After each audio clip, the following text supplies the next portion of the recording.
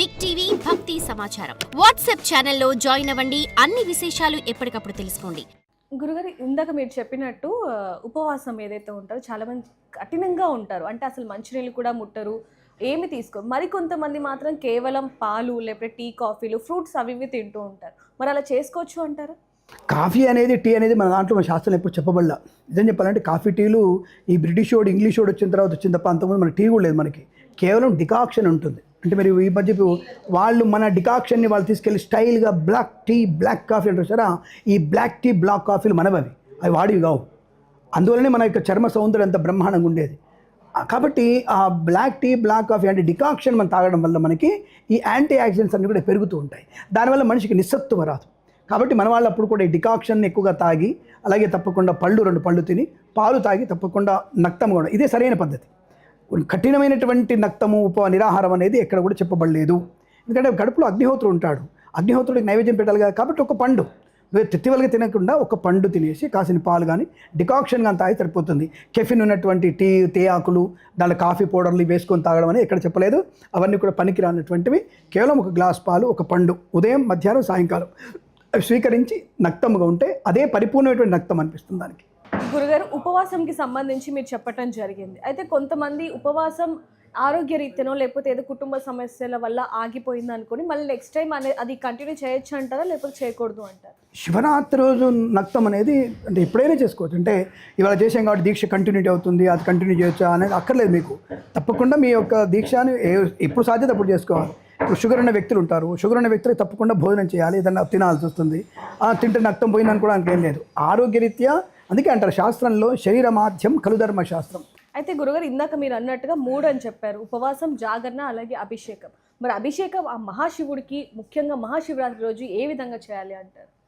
ఆయన భోళాశంకరుడు చెప్పుకున్నాం. అసలు ఆయన ప్రతిదానికి ఇది నాకు కావాలని అడగడు. ఈశ్వరుడు భోళాశంకరుడు. ఏది కూడా ఆయన నీ నుంచి ఆశించాడు. నువ్వు నామని చెప్పినా సంతోషపడతాడు, ఒక ఆకు పెట్టినా సంతోషపడతాడు, కాసేపు మంచినీళ్ళు పోసినా సంతోషపడతాడు.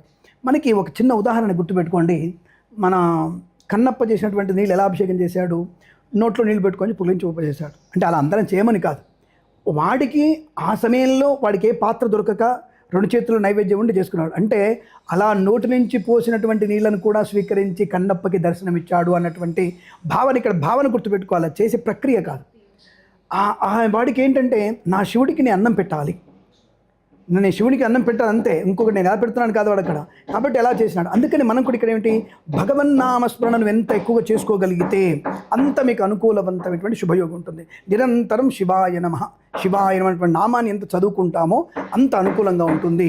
రెండోది, ప్రతి విషయంలో కూడా మనం అనుకున్నటువంటి విషయాల్లో భగవంతుని వేటితో అభిషేకం చేయాలి అని అడిగితే, అభిషేకం అనేది పాలతో చేయొచ్చు. పాలు, పెరుగు, తేనె, నెయ్యి, పంచదార, ఈ 5 రకాలైనటువంటి పదార్థాలతో, పంచామృతంతో, కొబ్బరి నీళ్లతో, పళ్ళరసాలతో, ఏది లేకపోయినా కాసిన గ్లాసు నీళ్లు, నిన్న మొన్న కుండలో ఉన్నటువంటి నీళ్ళు గ్లాసు తీసుకొచ్చి ఆయన మీద పోసుకుంటూ శివాయ నమః, శివాయ నమః, శివాయ నమః అనుకుంటూ ఆయన మీద అభిషేకం చేసిన అభిషేక ప్రియుడు అవుతాడు. అలాగే ఆయనకి భస్మాభిషేకం చాలా ఇష్టం. భస్మంతో చేయడం అభిషేకం ఇంకా ఇష్టం శివుడికి. చాలామంది అంటారు, కొంతమంది అంటే ఇక్కడ అనకూడదు అనొచ్చు, ఈ వైష్ణవ తత్వాన్ని ఏదో గొప్పవాళ్ళం అనుకున్నటువంటి భావనతో కొంతమంది దండధారణటువంటి వ్యక్తులు కొంత వచ్చేసి ఈశ్వరుడు ఎక్కడ శ్మశానం అంటారంటాడు. ఒరే, అది శ్మశానం కాదురా, ఆనంద నిలయం. దాని పేరు శ్మశానం కాదు, ఆనందవనం. అది ఎందుకు ఆనందవనం అని వచ్చింది అని అంటే, భౌతికమైనటువంటి శరీరంలో నువ్వు ఎన్నో అటువంటి కామకర్మలు అవి ఇవి అన్నీ తీసుకున్నావు, మంచి చెడు అని చేశావు. కానీ ఈ 100 సంవత్సరాల శరీరం తత్వాత ఏం కోరుకుంటున్నావు నువ్వు అంటే, పరమాత్మలో లీనమవడానికి కోరుకుంటున్నావు. ఆ పరమాత్మ తత్వాన్ని, పరమాత్మలో లీనమయ్యే తత్వాన్ని ఇచ్చేవాడు శివుడు మాత్రమేరా. ఇది తెలుసుకోరా అని చెప్తున్నా నేను. వైష్ణవులు కొంతమంది ఈ పిచ్చి మాటలు మాట్లాడేటువంటి దండదారులు ఉన్నారు, కొంతమంది శివద్వేషులు అయిపోతున్నారు. సో సరే, దాని గురించి ఒకసారి చెప్పుకుందాం మనం. సో ఇలా మనకి ఉన్నటువంటిది ఆ భగవంతుని మనకి అభిషేకం చేస్తే, భస్మాభిషేకం చేస్తే చాలా సంతోషపడతాడు. భౌతికమైనటువంటి సత్కార్య నిర్వహణ కోసం ఆయన మన వెన్నుదన్నుగా ఉండే అవకాశం ఉంటుంది. కాబట్టి అభిషేకం మీకు ఎలా తోచింది అంటే, నీళ్ళతో చేసుకోవచ్చు. ఇప్పుడు నేను 100 రూపాయలు ఉన్నాయి, 2 పళ్ళరసాలు కొనుక్కొచ్చేయండి. 100 రూపాయలు లేవు, 50 ఉన్నాయి, నైవేద్యం కావాలి, అయ్యో ఆయన కొద్ది అభిషేకం చేసి, భస్మాభిషేకం చేసి నీళ్లు పోయండి, 2 పూలు తెచ్చేయండి, ఉన్నంతలో పెట్టండి. ఆయన ఏమన్నాడు కానీ మిమ్మల్ని, త్రిదళం త్రిగుణాకారం త్రినేత్రం చ త్రియాయుధం త్రిజన్మ పాప సంహారం ఏకబిల్వం శివార్పణి. ఆయనకేమి సనజాజి పూలు, కనకాంబరాలు, తులసి మాలలు అక్కర్లేదానికి, ఒక్క బిల్వపత్రం ఏకబిల్వం శివార్పణం త్రిజన్మ పాప సంహారం. అటువంటిది ఒక్క బిల్వము ఆయన ఆ పత్రం ఆయన మీద పెట్టినా సార్.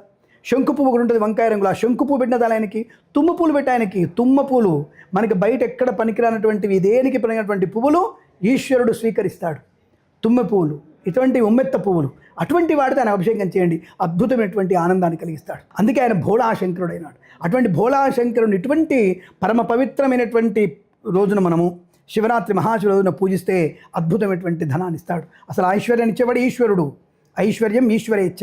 కాబట్టి ఆ శివుడిని నీకు ఎలా తోస్తే అలా పూజించమని చెప్పడమే ఇక్కడ ముఖ్యోద్దేశం. ఎలా అభిషేకం చేసినా అని స్వీకరిస్తాడు.